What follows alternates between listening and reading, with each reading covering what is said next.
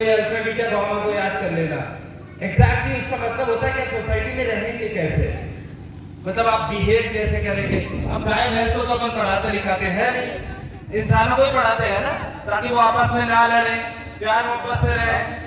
सही में एजुकेशन का यही मतलब होता है कि आप कैसे सोसाइटी में रहते हैं, किस तरीके से व्यवहार करते हैं।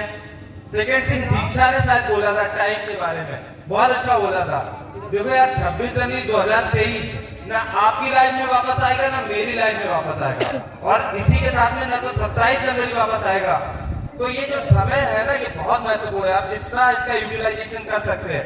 आज के दिन जो बेस्ट पॉसिबल मेरे से होगा मैं करूंगा, और कल आपसे भी जो बेस्ट पॉसिबल होगा आप करिएगा। एग्जैक्टली टाइम ही सब कुछ है। मैं भी इसी विद्यालय से पढ़ा हूँ, एक गुरु जी ने जिन्होंने मुझे पढ़ाया है। आज अप्रोक्सीमेटली 4 से ज्यादा कंपनीज में होल्ड कर रहा हूँ, अच्छा खासा पैसा कमा लिया है, थोड़ा ज्यादा बिजी थे पैसे कमाने में। तो आप लोगों से मैं यही एक्सपेक्ट करूंगा कि अपने टाइम का जो यूटिलाइजेशन है ना वो सही ढंग से करो। इस एज में अगर आपको समझ में आ जाए ना कि टाइम को कैसे यूटिलाइज करना है, सेकेंडली मतलब कोई ऐसी चीज ही नहीं जो आपको सफल बनाने से रोक सकती है। तो भैया समय का ज्यादा मतलब हम भी नहीं चाहेंगे कि आपका समय बर्बाद हो ऐसे गप के में मेरे साथ या किसी और के साथ में। किसी को कुछ पूछना हो, किसी को कुछ जानना हो, और वो 12 बच्चे कौन है मेरे वाले,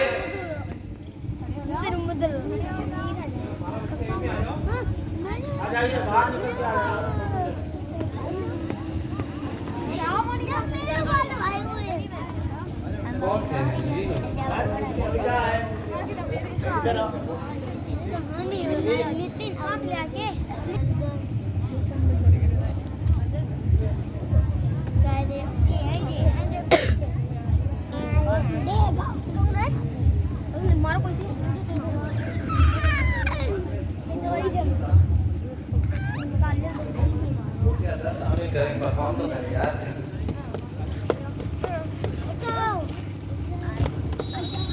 आप लोगों का लाइफ टाइम मतलब पूरी लाइफ में जितनी एजुकेशन लेनी है उसकी मेरी जिम्मेदारी है, यहाँ की नहीं है। लेकिन यार परफॉर्मेंस को बस थोड़ा ध्यान रखो, जिस तरीके से आप लोग अभी परफॉर्म कर रहे हैं ना वैसे ही परफॉर्म करो, कोई प्रॉब्लम नहीं है। इवन जब भी पैसे या कोई भी चीज किसी भी तरह का जो भी आपकी रिक्वायरमेंट है मैं फुलफिल करूंगा। सिर्फ आपकी जो परफॉर्मेंस है वो एज इट इज चाहिए, जैसी अभी है आने वाले टाइम में वैसी रहे। और यही तो है वो हीरे यार जो हमने सिलेक्ट किए हैं।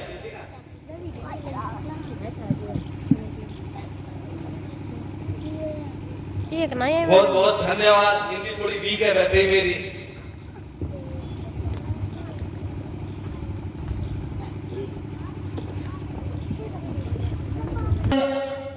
परिश्रम किया, प्रथम स्थान प्राप्त किया, आसरा गोपाल कंपनीज ने इनको गोद में लिया, पढ़ाई का खर्चा इन्होंने देखा।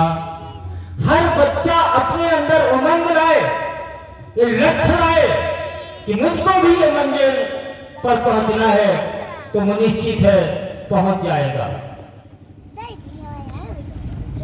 लक्ष्य बनाइए, यदि लक्ष्य नहीं होगा तो फिर मंजिल कहां से मिलेगी।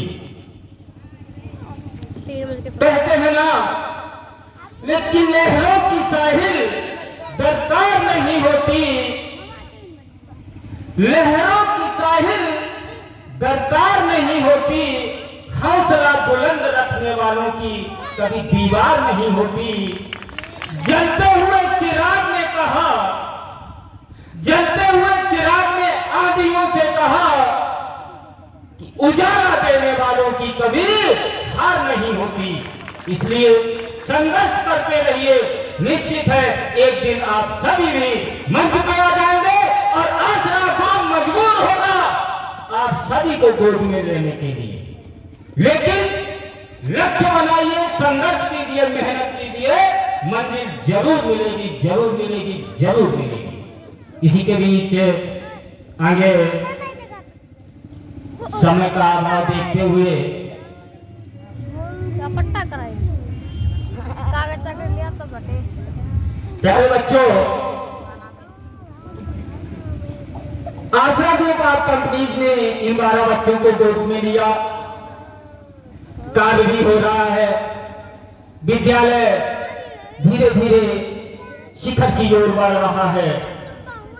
हम लोग भी संघर्षशील हैं। मैं आप लोगों से एक निवेदन करना चाहूंगा। आसरा ग्रुप ऑफ कंपनीज के डायरेक्टर साहब बैठे हुए, प्रबंधक साहब भी बैठे हुए हैं। मेरी तरफ से सभी को छूट है। यदि किसी अध्यापक की शिकायत है, मंच पे आकर के आप शिकायत कर सकता है। क्या जब शिकायत नहीं होगी, हो सकता है मैं गलत पढ़ाता हूं, 2 दूनी 5 पढ़ाता हूं। यदि आप टोकोगे नहीं तो मैं 5 ही पढ़ाता रहूंगा। और 2 दूनी कितने होते, तो मैं आप छूट दे रहा हूं। यदि हमारी तरफ से कोई गलती है, हमारे सब्जेक्ट में मेरी कोई कमी है, तो मेरी तरफ से खुला हुआ पड़ता है। मंच पे आके अध्यक्ष महोदय, प्रबंधक महोदय, डायरेक्टर साहब सभी से आप शिकायत कर सकते हो। क्यों? क्योंकि मैंने कल भी कहा था, आज भी इस पावन पद पर इस मंच के माध्यम से कह रहा हूं, मैं सेवक हूं, सेवा करना जानता हूं। मेरे सब्जेक्ट में अगर किसी को भी कोई प्रॉब्लम है तो शिकायत कर सकता है। इसी के बीच विद्यालय आप लोगों के लिए बहुत कुछ कर रहा है और करने के लिए बहुत स्कीमें। आसरा ग्रुप ऑफ कंपनीज, माननीय कृपाशंकर मास्टर साहब, अध्यक्ष महोदय, प्रबंधक महोदय, सभी लोग मिलकर के इस विद्यालय के लिए बहुत कुछ आगे रणनीति बना रहे हैं, स्कीम बना रहे हैं। देखिएगा, देखते रहिए क्या क्या होता है। इसी बीच हमारे माननीय श्री कृपाशंकर मास्टर साहब जी ने जो पिछले वर्ष कक्षा 12 में कला वर्ग से नेहा देवी ने प्रथम स्थान प्राप्त किया, विद्यालय में प्रथम स्थान प्राप्त किया, तो माननीय कृपाशंकर मास्टर जी उस नेहा देवी को 1000 रुपए का पुरस्कार प्रदान कर रहे हैं। देखिए बच्चों, क्या है, ये संघर्ष है। पुरस्कार 1 रुपए बहुत होता है, संघर्ष की बात है। उसने मेहनत की, विद्यालय में प्रथम स्थान प्राप्त किया, विद्यालय ने उसको 1000 रुपए का पुरस्कार माननीय श्री कृपाशंकर मास्टर जी दे रहे हैं। इसी बीच विज्ञान वर्ग में निशा देवी कक्षा 12 ने प्रथम स्थान प्राप्त किया। वो विज्ञान वर्ग से है, ये कला वर्ग से है। तो दोनों लोगों को माननीय श्री कृपाशंकर मास्टर जी 1000 रुपए पुरस्कार प्रदान कर रहे हैं। वो आए निशा देवी और नेहा देवी अपना पुरस्कार प्राप्त कर ले।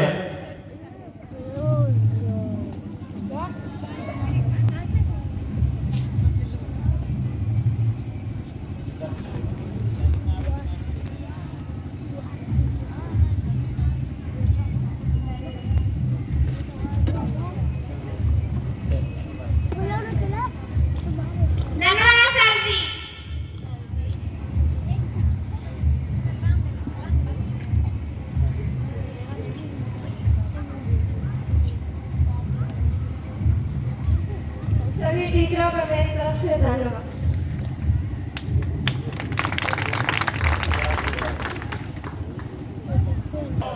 संघर्ष का फल आपके सामने दिख रहा है।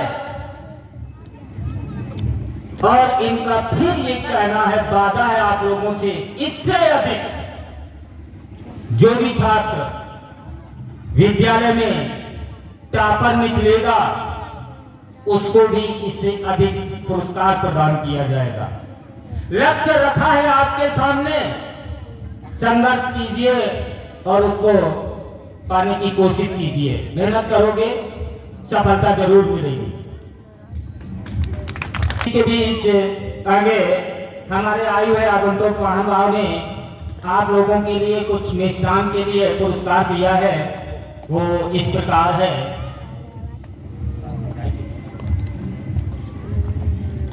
ठीक है भाई, हमारे लिए ही कहा गया बोलने के लिए। सबसे पहले उन आगंतुक महानुभावों का मैं आभार व्यक्त करता हूँ जिन्होंने अपना अमूल्य समय हमें और हमारे छात्रों को दिया है।